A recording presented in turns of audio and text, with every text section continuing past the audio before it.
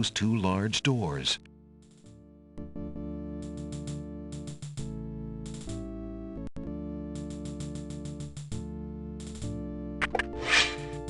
Prince Alexander, here, the Vizier will have my head for allowing you within a mile of the royal wedding. Since you are of noble birth, I will give you 5 seconds to explain your presence here before killing you. I warn you, it had better be good. Alexander is carrying a letter taken from the Vizier's Wait! If you love your princess, you'll hear me out. The Vizier is not what he appears to be. Cosima is in terrible danger. I have proof that this is so. For your princess's sake, you must believe me. Let me see that. Saladin reads the letter, his sword point still against Alexander's throat. Alexander watches the guard dog's noble face darken with rage. This is treason. I'll have his throat. But how do I know this letter is not a forgery? You could have written this yourself. But I did not. Have you no doubts of your own about Alhazred? Don't you see? All he wants is the crown. Cosima is being coerced. We must stop the wedding.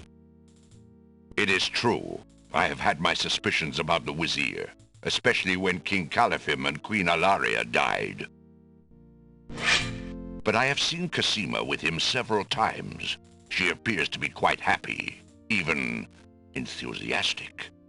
I don't believe she could love him if he truly were so wicked. I cannot believe for a moment that she loves that snake. A jilted lover would not believe it. But come, see for yourself.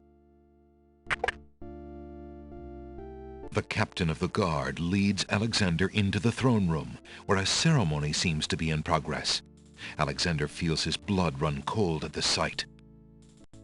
I, Cosima, declare Abdul Alhazred as my lawful and beloved husband and king of this realm. But, Cosima, what are you saying? Do you still claim that the princess is being forced? Perhaps it's you that's the danger, as the Vizier has said. Alexander approaches the wedding party. Prince Alexander here? This is an outrage! How dare you allow this traitor to get past you, Saladin? You stupid mutt! Can't you even keep the castle free of assassins during your own princess's wedding? Kill him! Kill him now! Lord Alhazred, with all due respect, you are not quite king yet, and this is a wedding ceremony, not an execution. What? How dare you contradict me, you flea-bitten mongrel! I gave a direct order. Obey me, or feel my wrath. Milady, I apologize for my behavior, but I am yours to command in all things. I wanted merely to hear your own wishes from your own lips. Tell me what it is that you wish me to do with this young man, and I will obey. Why, Captain, you heard my dear Abdul. If he wishes this atrocious young man's death, then I want nothing more than to see him get his wish. Obey thy liege now and always. As you wish, Princess.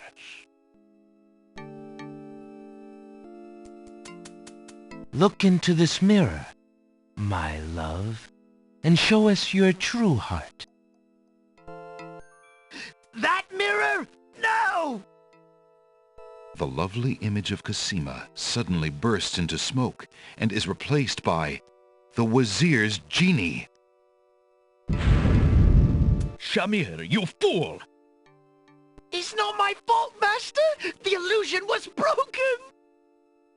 Treason! What have you done with the princess? Enraged, Saladin and the other guard dogs begin advancing on the Vizier. You worthless genie! Do something!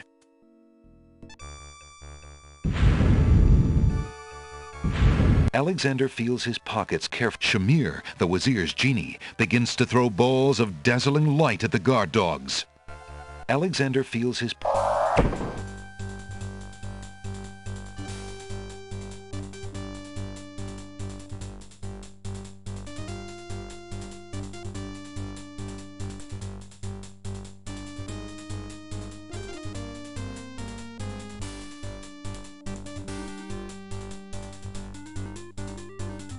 Alexander, be careful. Al-Hazred has a sword. Shut up, wench! Shamir Shamazel! Get in here! Here I am, master! It's about time, you bumbling fool! How could you let him follow me? Well, there were the guard dogs, master, and then... Never mind! Just kill him! Kill him now! As you wish, master. Razzle, dazzle, snap and snazzle! There's no... Look what I have here, my friend. Peppermint. Nice, fresh peppermint. Razzle, dazzle...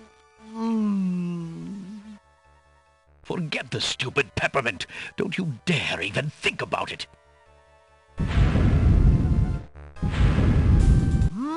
Mint! Oh no, not now!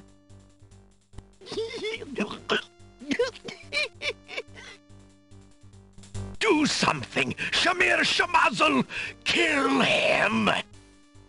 Send a small... a ball of... light to frazzle. Dazzle Ball goes wild. Oh. Oh. You killed my genie! You idiot! Don't you know how valuable he was, you fool? I'll kill you myself for that outrage.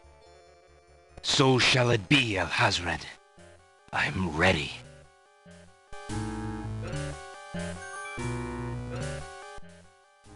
Inspiration, Alexander fixes upon the only weapon in sight. Zounds! This sword must weigh a ton.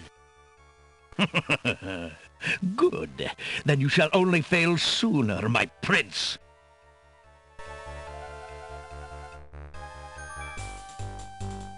So, the mouse would bite? This mouse shall bite, as you shall soon see. Or should I say, soon feel? Ha! You can barely lift that sword, my prince. Better to lay it down now. I promise to dispatch you with little pain. A tempting offer, but I think I'll wait and see what this sword can do. Suit yourself.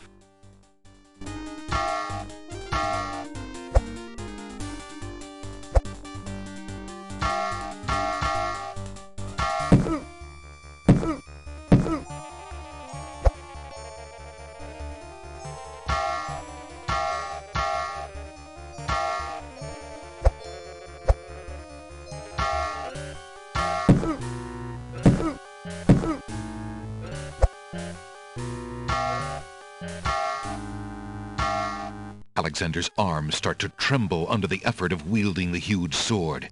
His muscles are nearing exhaustion. Ha! And so it ends. Not if I can help it, you murderer! Cosima thrusts the small dagger into Al-Hazred's shoulder with all her might. Ah!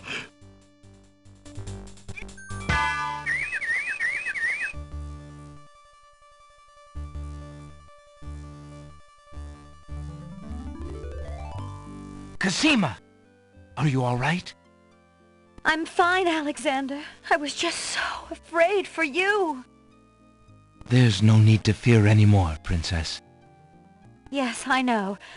How can I ever repay you? For myself, for my kingdom, It was not in me to let harm come to you. Can you find it in you, Princess, to give me more than your gratitude? Alexander, what are you saying? I love you, Cosima. Would you ever consider... Do you think you could... marry me? Could you ever have doubted it, my prince?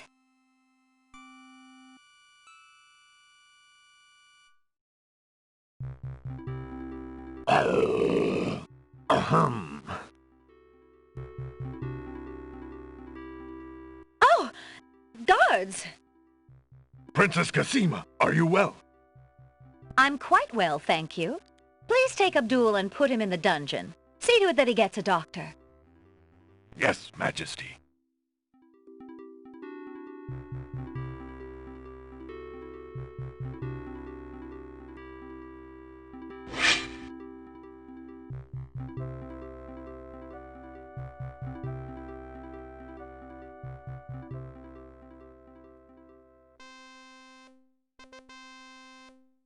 Cosima and Alexander ask Captain Saladin to perform their wedding ceremony. Saladin is honored to do so. On this historical day of great joy in the land of the Green Isles, we witness the union of Cosima, beloved princess of this realm, and Alexander, Prince of Daventry. Do you, Prince Alexander of Daventry, take Princess Cosima to be your wife, to love and to cherish for as long as you both shall live?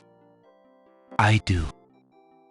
And do you, Princess Cosima of the land of the Green Isles, take Prince Alexander to be your husband, to love and to cherish for as long as you both shall live? I do. Do you have a ring? I have Alexander's royal insignia ring. Very good. Please place the ring on Cosima's finger. Who gives this bride to be wed? That would be me. In the name of King Calathon, beloved friend, I give his daughter Cosima in wedlock. Thank you, Jollo. Since the groom has no family present, I will speak on his behalf. Alexander, your union with this woman is sanctioned and recognized in the eyes of the community. Thank you, Saladin. Then, Alexander and Cosima, I now pronounce you man and wife. You may kiss the bride.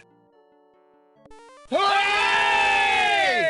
Hooray! Hooray!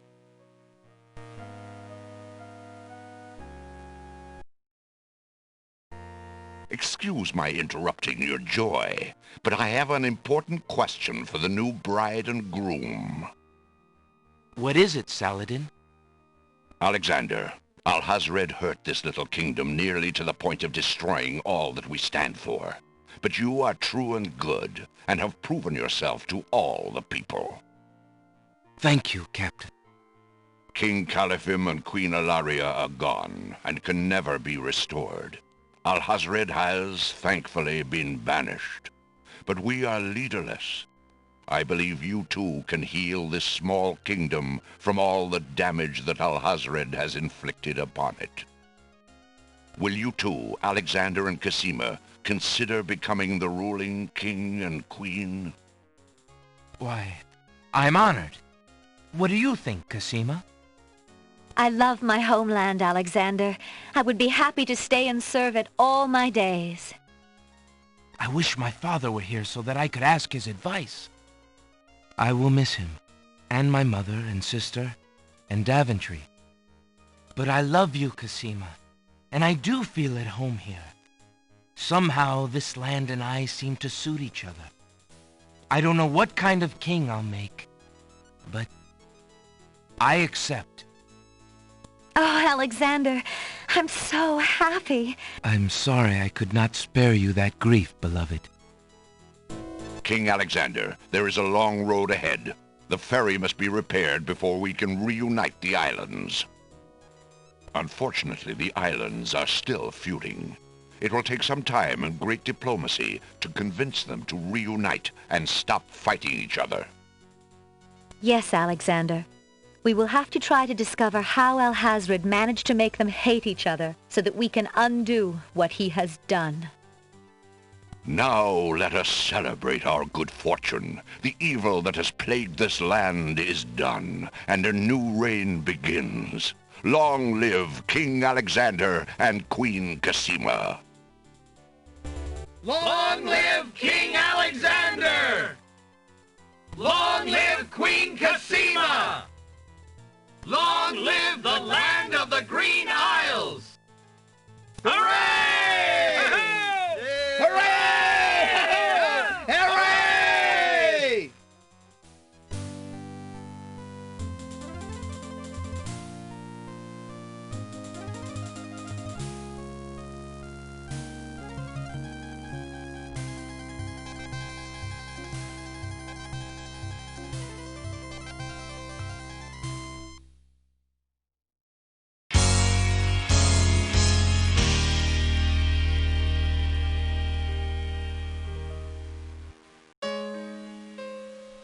You seem so far away, and I just need to hear your voice.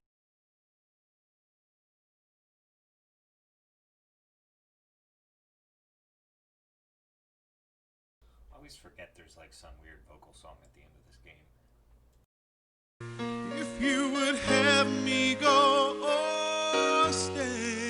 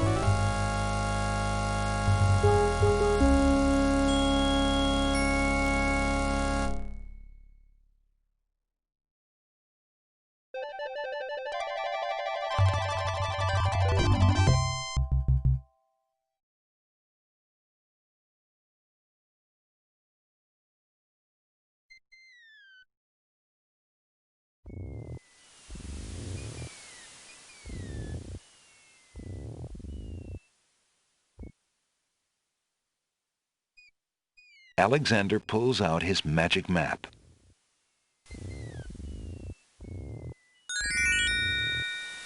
Alexander feels a strange pulling sensation.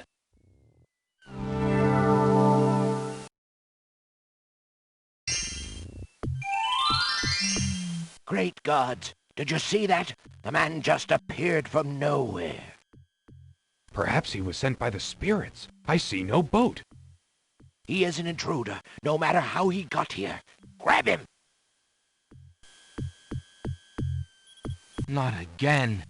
Look, I'll leave. It's no problem. I think not. Let's go.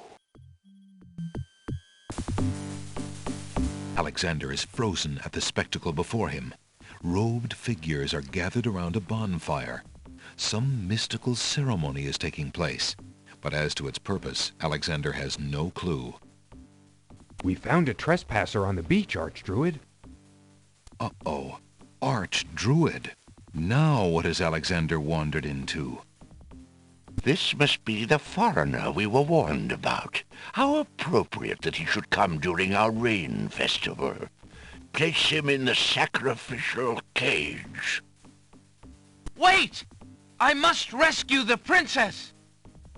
There's an ancient druid saying, a man who would save others must first save himself. Alexander is pushed into the confining wicker cage.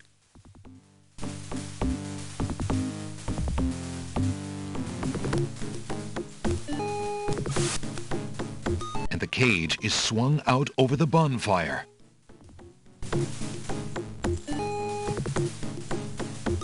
Alexander starts to feel a little warm. The bottom of the cage is getting uncomfortably hot. This cage is really hot. Fire in the cage! Alexander pulls out Beauty's old slave clothes, desperate to beat out the flames. The flame is extinguished, but the clothes themselves burn to cinders. Alexander won't be able to keep the cage from igniting for long. The heat and movement must have jarred something. Something that Alexander's carrying is starting to jiggle around. Egad, something's really percolating. The water in Alexander's lamp is hot. It's just about boiling.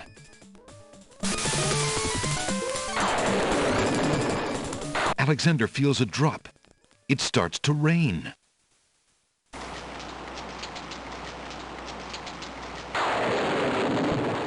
That man is a powerful nature wizard. By the sacred oak, let him down!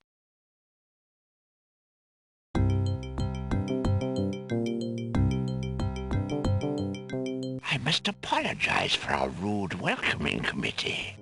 We've been feeling inhospitable ever since the winged ones stole our sacred miniature oak tree. Besides, Wazir Al-Hazred sent a message that we were to watch out for a highly dangerous foreign assassin. I assume you are the one he meant. I'm sure I'm precisely who he meant. I assure you, I mean to harm no one, unless that person threatens the princess. I'm sorry to have disrupted your ceremony, but I'm running out of time. What is it that you seek? The Oracle on the Isle of the Sacred Mountain told me I should speak to you about the realm of the dead. She told me of 2 souls in unrest there that I might be able to free. Free souls in the realm of the dead? You're mad! The souls might be able to help me on my mission to save the princess. It's imperative that I do everything I can. The risks are not important. No, and yet getting yourself killed will hardly help the princess. But I will tell you what I know. Legend has it that it is the right of any human to challenge the Lord of the Dead in order to save his own life or the life of another already past. But the knowledge of how to do this was lost centuries ago. I have only heard of one who tried it, a young knight who came to the land of the Green Isles from a distant land long ago. According to the story, he was determined to challenge the Lord of the Dead for the soul of his dead lover. It is said that he tamed the Lord of the Dead's horse, a black-winged, demon-hearted beast named Nightmare. Nightmare sometimes flies to the human world to feed on certain noxious plants. Those unfortunate enough to see her are glad to escape with their very souls intact. Somehow the knight captured Nightmare and rode off on her back, supposedly to the realm of the dead. But neither the knight nor his lover ever returned. If there was a means for challenge, it was lost with the night. I see. Can you tell me anything about the Lord of the Dead? Ah, that is a blacker matter still. To the druids, he is Samhain, lord of coldness and despair. Samhain was once a man like you or I, but he insulted the gods and was sentenced to rule the underworld. Immortal he is and mateless, robbed of sleep, robbed of movement, robbed of companionship. It is said that he hates all mortals even more for the mortality that he lost. That is all I know. Interesting. I shall remember. Now look how the oak embers of our bonfire still glow hot despite the rain. If you're bent on your course, you'll need courage that's just as impervious to the chill. May your luck last longer than your storm, brave one. May it indeed. Thank you, Archdruid.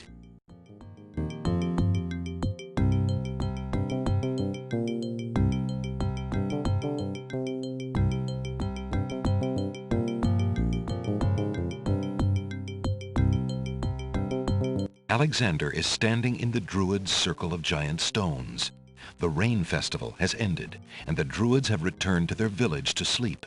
The bonfire still smolders in the center of the circle. The wicker cage that was to be Alexander's fiery coffin is now lying on the ground. Alexander is glad to be out of that cage.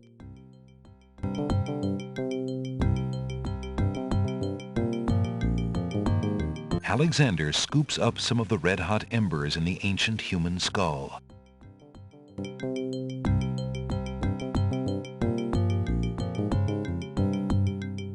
Alexander cracks the spoiled egg and dumps it into the skull containing the embers. The spoiled egg hisses as it makes contact with the hot embers. Sounds the steam. Phew, the smell of sulfur.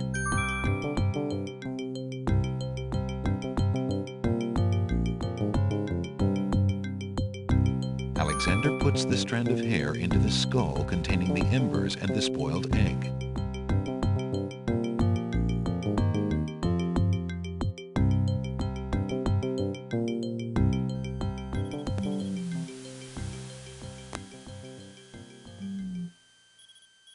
Alexander pulls out his magic map. Alexander feels a strange pulling sensation.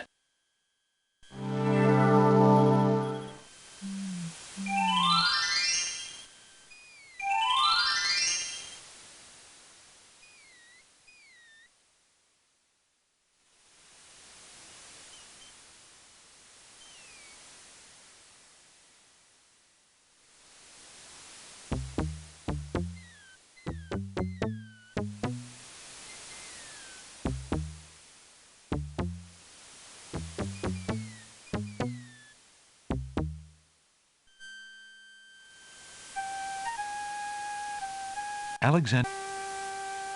A mighty winged horse, the color of midnight, is feeding from the nightshade bush. The creature must be Nightmare, the one the Druids spoke about.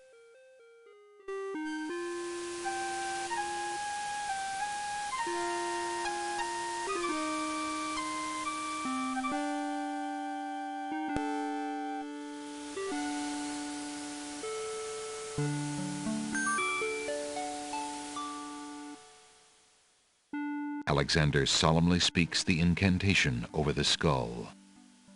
Creature of night, to me succumb. Fire and brimstone leave thee numb. Purity bind thee like a chain, to do whate'er I now ordain.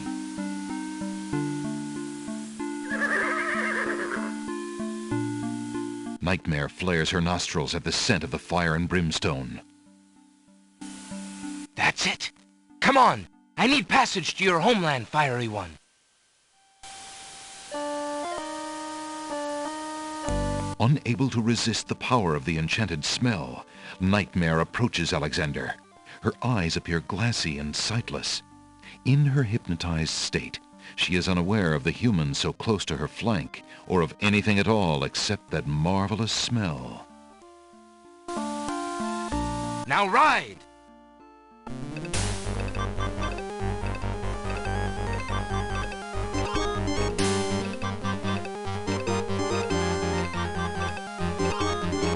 nightmare deposits Alexander on a strange, cold world. And some of the inhabitants.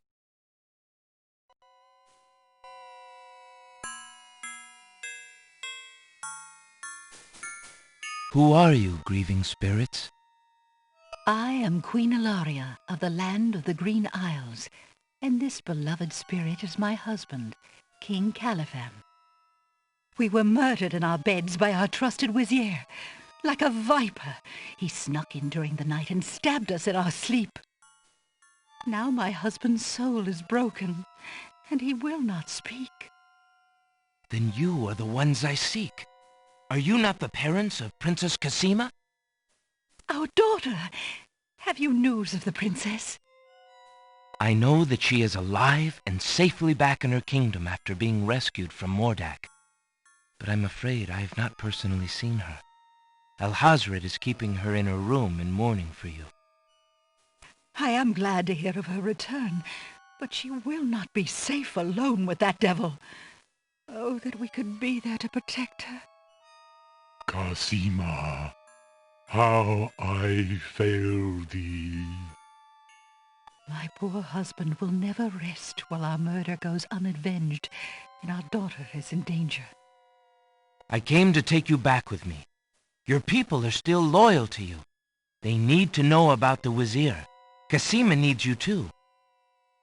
But this is the realm of the dead. We cannot leave it. Nor, for that matter, can you. The only one who might be able to return us all to the land of the living is the Lord of the Dead. But he would never help us. He has no mercy. I might be able to convince him. I must try. Then take this. It is my ticket to the underworld. There you will find the Lord of the Dead.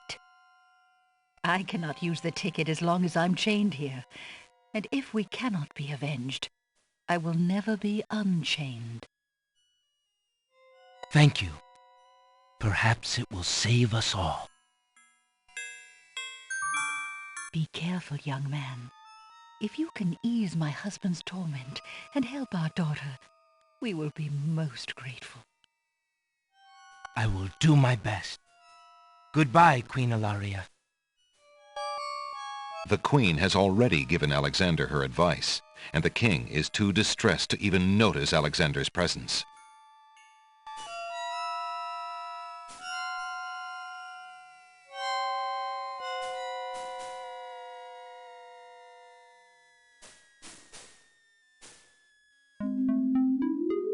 The spirit of a woman hangs like a puff of smoke in the air. She is weeping and appears to be very distressed about something. The surface of the realm of the dead feels even more oppressive here. A path leads to an ominous-looking skull that looms in the distance. The surface is haunted by the ghoulish shapes of the undead and by the chained, tormented spirits of mortals unable to rest in peace. Ollie! Where is my little boy? Ollie! Why do you not rest, sad spirit? Rest? I cannot rest. My son is lost. Lost? You mean in this realm? No. His spirit is stuck in the land of the living, probably looking for me. But I cannot leave to go show him the way. My poor Ali. Is there anything I can do? Take this handkerchief. If you get back to the land of the living and find him, tell him that his mother is waiting for him here. By this kiss, he'll be able to find his way to the realm of the dead. I'll do my best to find him. Thank you. Thank you. Oh, my Ali.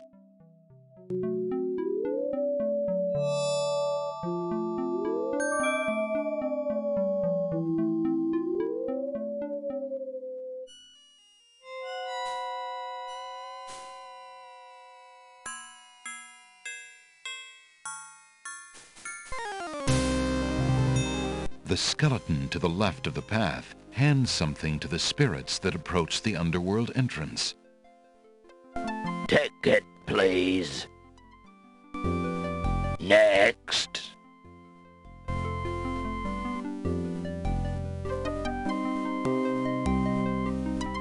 Alexander is carrying the Mother Ghost's translucent handkerchief.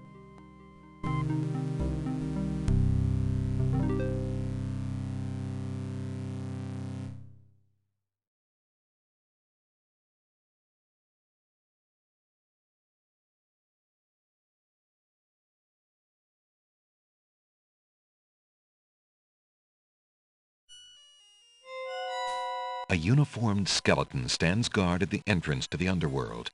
He takes something from the passing spirits and then waves them on into the underworld. Alexander is standing at the entrance to the underworld. The entrance is a huge tendon-covered skull. The skull's mouth is the doorway to whatever lies below. Two solemn skeletons admit the spirits who seem to be drawn trance-like to enter the skull. A large key ring containing a skeleton key hangs from the waist of the skeleton to the left of the path.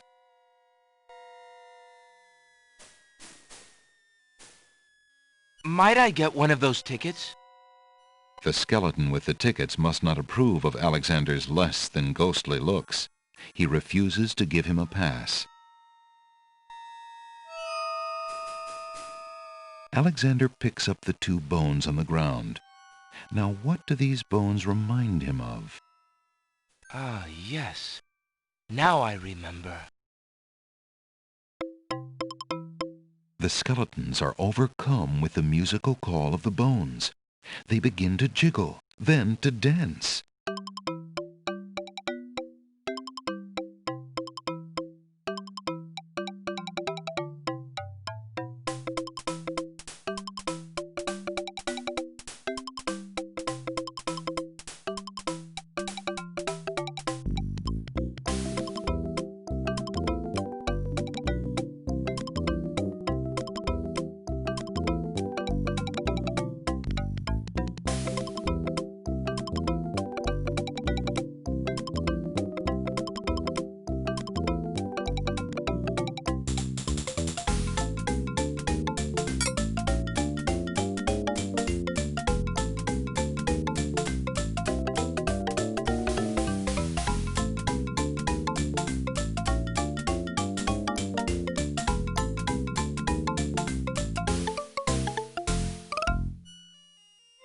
Alexander finishes his tune, and the skeletons resume their posts. Despite their frolic, they don't seem any friendlier.